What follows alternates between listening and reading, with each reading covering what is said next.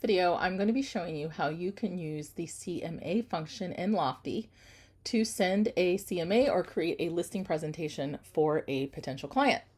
In this case, I'm using a client that we are currently working on to do this with. So I've already pulled the comps in the MLS, and I'm going to be going in and using the Lofty feature for Send CMA. Now, this is a paid feature. I think you can get like 5 for free to try it out. And then after that, you will have to pay for this feature. But I think it's definitely worth the money if you are doing comps for sellers and listings on a regular basis. If you're not, then you can just use the CMA feature in the MLS, which is free. But you'll see a couple differences with this one that I like a little better. So here we are on the client. You want to go to the engagement tab, and this is where you can find the feature of Send CMA. So we're going to click on Send CMA and then Send CMA again. Now, there's a listing presentation in here, and there's Cloud CMA, which is a totally separate program. I always do the Send CMA function because I am kind of a control freak, and I like to make sure that I select everything I want. And if you do send listing presentation, I don't know that it lets you do a lot of the tweaks that you might want to do. Now, when I click this button, it's going to automatically pull its version of a CMA, but I'm going to tell you right now, I don't usually like what it pulls. Like, it literally has it ready to go. And you could click here, and this could be something that you send to someone, but I'm going to go in here and go to the estimated market value. Actually, it's pretty close to what I came up with. I'm kind of surprised, but a lot of times it's really off and it doesn't use comps that I would pick. So I always go in here and click on adjust comps, and I have it go back in the process to where I can pick what I want. And I also even go back to the previous subject property to make sure it has everything in here that I like. Now, I like to add an image. So if you go to the auditor site, you can find an image on there. Here's an image, and I just take a screenshot of it. You can just use your screenshot function on your laptop and take a screenshot, and I will actually upload that. Oops, need to get back to here. I will actually upload that screenshot into the system. So I just took this and I'm just going to put it in here. And this just kind of personalizes it a little bit more.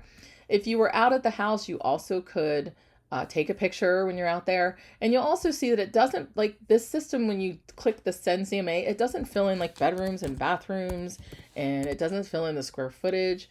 I've already looked all this up. So I have it 2563.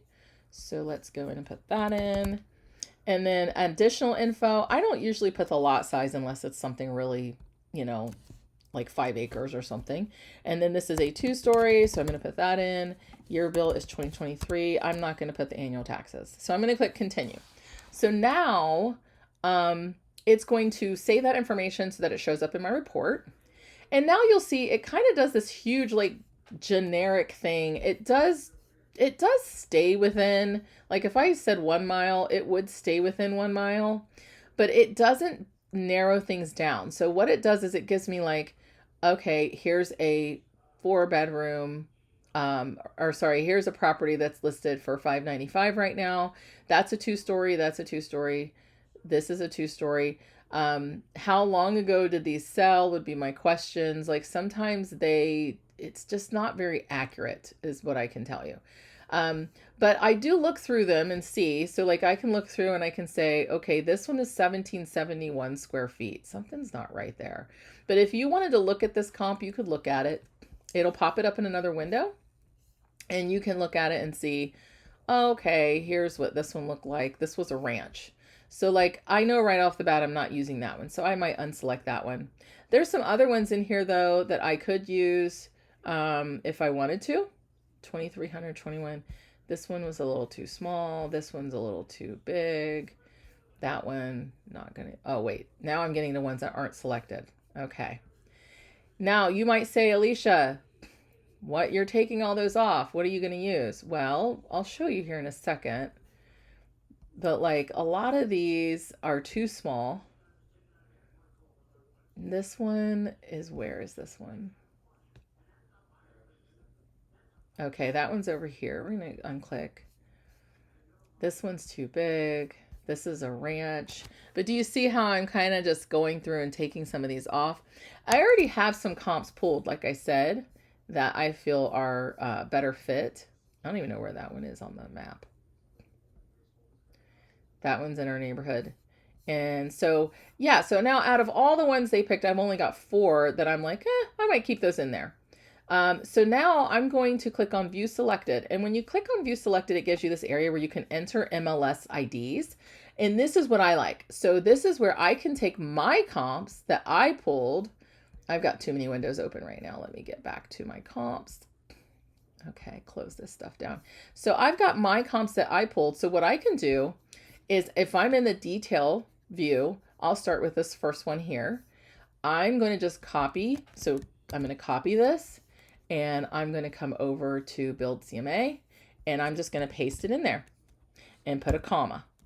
And then I'm going to go back and I'm going to click. I know Natalie's already in there. I'm going to click the next one that I have and I'm going to copy and I'm going to go over here and I'm going to paste. And I'm just going to keep doing this with all the comps that I have. Now, if I duplicate anything, it's okay. I can always take them out. So if you're like, oh no, you already have that one in there, it's okay. I can just take it out when I'm ready. But you need to know your short codes on your computer. It helps you out so much when you know them, because I just use Command C and Command V on Windows. I think it's Control C, Control V. So I think it's pretty similar. But just make sure you don't forget that comma in between these. And you're just going to watch me do this for a second. I've got a few more. And we'll see what it says. Now I've already got a value in mind for this property.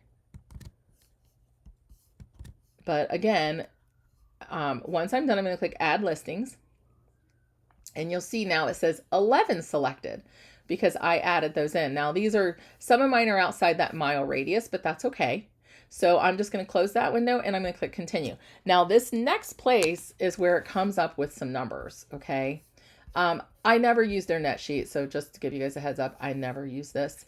But here you can see it's having the estimate as 465. If I click on Show Details, it actually gives me some ranges here that I can use. Now, to me, the sold range is more important than the active range, right? Because active hasn't sold yet, but the solds have sold. And we'll see if we're going to keep those or not. And you can also manipulate this. Like earlier, I came up with 466 to 468, 750. So I could put in here 468, 750, and then I could put my own range in here if I wanted to. But it'll save it however you want it to save it. So down below, I want these to be in order from lowest to highest. So I just am kind of geeky that way. I like things to be in order. So you can just drag these around. So I'm going to have all the actives grouped together and all the solds grouped together. And if I had a pending one, I thought one of these was pending. Maybe it just isn't showing. Hold on a second. I know I had, the contingent on Redbud. Let's see. Oh, see, it didn't pull that one over. So that's no problem. What I'm going to do is just go back and I am going to do View Selected again. And I'm going to come in here and I am going, wrong one. I'm going to pull Redbud over because for some reason I might have skipped it or something. I don't know, but we're going to see if I can pull it over. It says no result. Why would that be? Interesting. I have the right number. Maybe it's not in my list either. That's very interesting. So what I'm going to do is I'm going to take off, we're going to go up to 5 and maybe it's because it's outside of that. So we're going to try again. See, no result. So for whatever reason, it's not pulling it to add into my thing. And I don't know why. That's very interesting. So we are going to have to go without it for right now. There's also a place down here to add them. So maybe I'll try here, see if it finds it. No result. Nope. I'm not sure why it's not letting me pull that in this particular case, but we'll just keep that one in mind. I'm still going to organize my properties. You see when I went away, it changed because I didn't save it, but that's okay.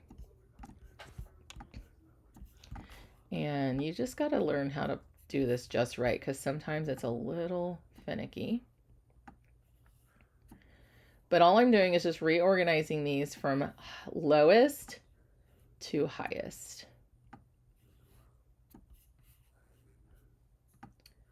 And you might say, Alicia, why do you do that? It's good for me. It works when I'm going through the properties to try to tell people what I'm doing and that sort of thing. I'm going to go back to adjust the comps again, just because I want to make sure that this saved. So see how it changed the price to $465? We're going to put my $468,750 in here. And I think our highest comp, I don't know where it gets this 517. It's 5025. So I'm going to put our highest one that we have and then our lowest one, which I think was 425. Yeah, that's the lowest. So that's the highest and the lowest. And if I use those numbers, I don't know what it would bring out, but I'm going to guess it's probably close to this 468,750. So let's go to continue. And then we have this thing called customize report. Now, I like to customize my report in the order of how I like to do things. So usually put your agent resume right up here. And that's fine. But when I'm going through the comps with people, I usually just go right to the comps. I don't like to go into who am I and what's my company and do all that stuff. They just want the numbers. So I start with the numbers. So this is going to have the listings map, the side-by-side comparison, the estimated market value. I always take out this net proceeds. And if you want to add any pages, you can. So if you click add a page, you're going to see different options of things that are built in the system that you can add. And you just have to fiddle around with these and see what you like. But there's stuff in here like this one might be a good one to add, a marketing plan. I would say what's a CMA is good to add. What factors influence pricing? That's one that I like to do. What can agents provide? That's for buyers. The value of an agent. And maybe like average selling time might be a good one. We also have this potential buyers one. I'll sometimes add it in and see what it says, because sometimes it's not impressive and sometimes it is. But you can see that this added in the value of an agent. What factors influence pricing? I would move this up. And I also am going to move what's the CMA up. I feel like that should be something we talk about right from the beginning. Value of an agent can come after. Things that influence pricing should probably go right before we get into the pricing. So I'm just kind of dragging things around. I need to move him up a little bit. There we go. And then average selling time could probably be discussed after we talk about pricing. And then our marketing strategy can go here, and that's kind of looks good. So if I click continue, now I can look at this presentation. There's just a link. And when I look at this presentation, you can see the house in the background.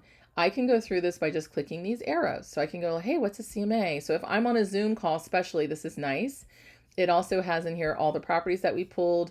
We can click any of these properties. Hold on. It wants me to make sure I know I'm clicking on Denisha's stuff. So we can click on any of these properties and look at them. What factors are influenced, are important to pricing, and this might be something we might push before we go through houses. And then this is our price. And then we have the average selling time is about 91 days. That's interesting. And then we have the value of an agent. We have our marketing plan, which is just pretty basic timeline. And see, this is the one, the potential buyers one. Now, if we had a lot of potential buyers in our system for this property, it would say how many are looking. And that's why I don't always use this. So I'll probably take it out, because it's not going to be impressive if I say, hey, we have 13 buyers looking in your area, but none of them are interested in your house. Like, it just hit or miss on that one. So we are going to come in and change that. Okay. So if we go back, we can go to customize report. Pretty simple. I just come in here and I say, yep, nix it. We're not doing that one. And then this average selling time, I think, would be good to move up to here, because then we can talk about how we're going to sell property at a certain time frame. And then now we're going to go up to what influences pricing. We'll put that right after CMA. I think that's a good layout. So we're going to continue. And what's nice about this is once it's done, you can do a print version of this. So you can have a PDF, and it might take a second to load. It's thinking. And then all I have to do is just click here, and I have a presentation that's live anytime. Now this presentation, because I built it, it's going to be just generic to MRP. But if you built it, it would have your information and everything in there. So just keep that in mind. We're going to close that. All right. That was another one. Okay. So here we go. Now we got this done. Let's look at the PDF version. So here's what the PDF version looks like. It's a really nice report. Now this is 12 pages. This one is, because we didn't select like a whole bunch of stuff to go in there. But it still would be very nice if this was something you wanted to print out and take to an appointment, right? So you have a version on here and you have a version on PDF, and that is done. So this is all features that we have in the Lofty system. So if you don't have Lofty, obviously this would not be available to you. But if you do have Lofty, you have a built-in way to do some CMAs for people and make it really easy on yourself. So that's all for this video. I hope that you guys use this feature. And again, I do it myself by importing my own listings, but you could just use what they provide and go through it as well. So you have a couple ways to do a quick one. Maybe if you're doing a real estate review, you could just use the quick version and not do like a full CMA, and then print something like, you know, like this out and take on your real estate review, but just take out the, take out all the salesy stuff, you know, and then that would make a great real estate review as well. Hope that helps, guys. Have a good one.